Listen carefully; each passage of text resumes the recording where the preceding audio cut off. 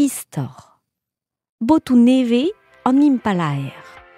Skeudenno Pierre Karov.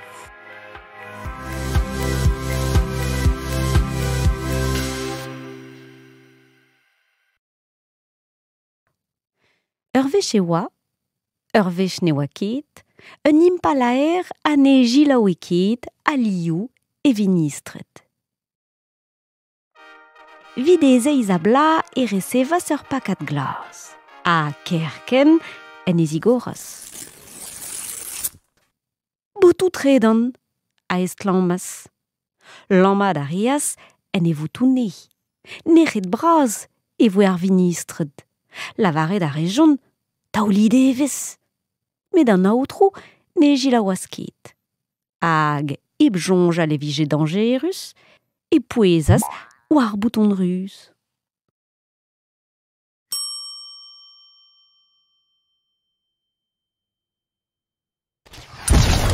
E naoui a reas prim ar botou.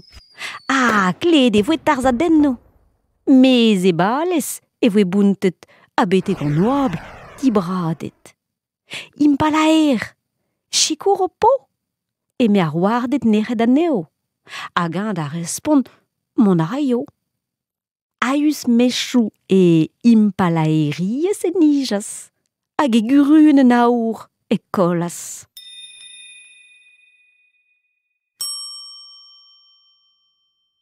Hag an impalaer a reas tro ar bed.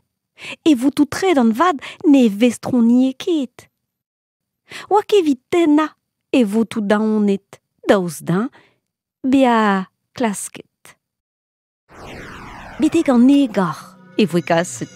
Dirag ur strolad kosmonotet. Kregi a reas da ben foli. Me ne felas ket din an zao e fazi. Hag an dour a zeuas en e zaoulagat. Pavelas pevar ez douarat. Drejans e chomas ar botou zaret.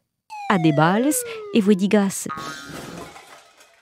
An impalaer a voa feuket hag lavaras de vinistret, ar boutou man bikin mui ne vezin guisket.